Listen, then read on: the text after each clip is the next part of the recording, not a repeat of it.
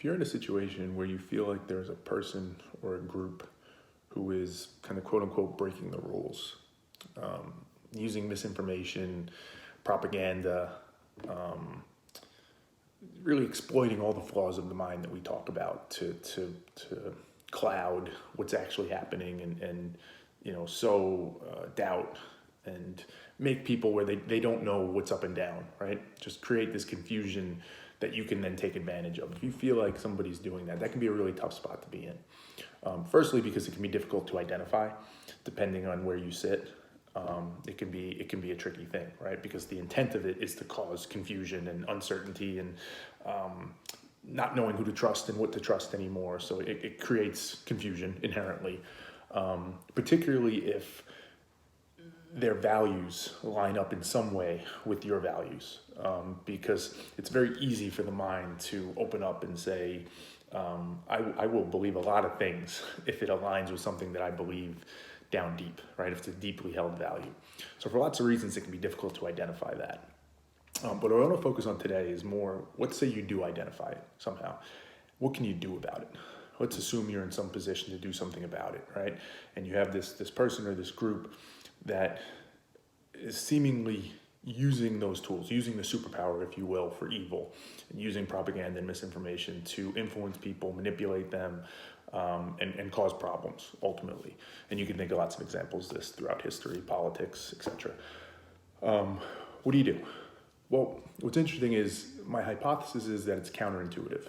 Not to say there's only one way to handle this, but one of the ways I believe most effective is I think counterintuitive, because for most people, I think the inclination is a couple of things. It's either to just call it what it is, right? And say, hey, that person or that group is lying. They're spreading misinformation. That's not true, right? That's the first inclination. Just call it what it is. Tell people, because that's obvious. Take the simplest route. The problem is they're not playing by the rules. And if they're halfway good at it, it's going to be extremely difficult, because now it becomes a battle of he said, she said. You're accusing them of lying, they'll accuse you of lying, right? It'll go back and forth. And if there's not hard evidence of it, it's very easy for them and for them to continue to use that misinformation to keep people saying, well, I don't know what's true or false, so I'm just going to go with this. And it becomes who's better at lying, frankly. And that's not the game you want to play. And even if you do have data or you do have evidence of some form, it can be very easy to discredit that and say, well, of course they made that up or they did this, right? So although that feels intuitive, I don't think that's right.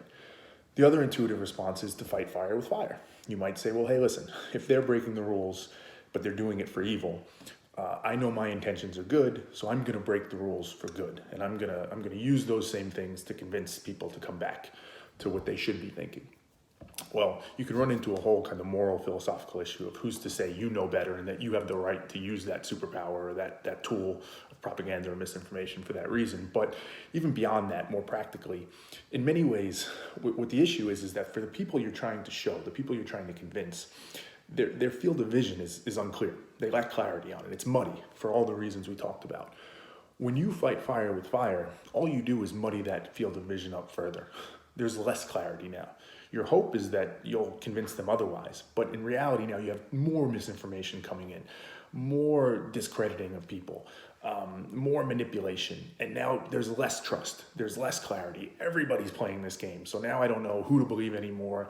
I'm just gonna either put my hands up and give up, or again, it's who's better at the game. And I don't think you ever want to be playing a game where who's ever better at lying or using propaganda to manipulate people is who wins.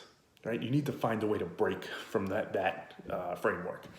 So the counterintuitive approach that I would actually recommend, and I think is way more impactful, is to step back. Right? You need to relieve the pressure a little bit. You need to, instead of trying to forcefully clean out that field of vision for the people you're trying to show, you need to help them do it for themselves, because they have to do it. And you have to understand what's the dynamics at play here that would actually help for that. So what does that look like? Well, if the other side that you think is breaking the rules is doing it in such a way, what you have to do is get people to see that you are playing by the rules and that they aren't. What's a way to do that? Well, if there's a way in which you can actually give credibility or accept or acknowledge that there are certain things that they are saying that you can understand why people would want to believe or should believe, or may even be true, but help distinguish and separate that from what's not true and what's true propaganda and misinformation, right? So counterintuitively, you almost have to not fight back as much. It's a little bit of where you want to give them a little bit of what they want, because what they're playing off of is the tension. They're playing off of the fact that you're fighting back or you're calling them a liar, and then they can use that conflict and that tension to get what they want and create the muddy field of vision. If you release that, if you say, hey, I'm in agreement with you on points A and B, I think you're right. I think that's true. I think we should consider that. I think that's a great idea. But let's be honest, point C, I'm having a really tough time with, right? I could see point A and B. I see where you're getting your proof points from. I see where the logic is coming from. But point C, I can't understand. I need you to explain that better. Make it more mathematical, as we always talk about. Make it more logical.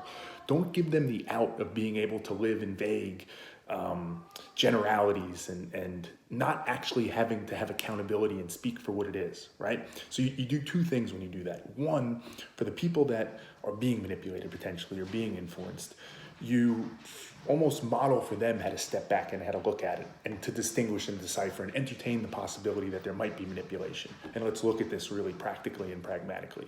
And for the person or the group that's breaking the rules, you make it that much harder for them. You put it on them to say, hey, I'm not just battling you for the sake of battling you. You can't just go out and say that I'm always gonna, call you a liar. I'm always gonna counter everything you say or try and discredit it. I'm trying to show that I'm acting in good faith. There's certain things I agree with, but this one I don't. And now the onus is on you to show me why I'm wrong. Show the people why I'm wrong.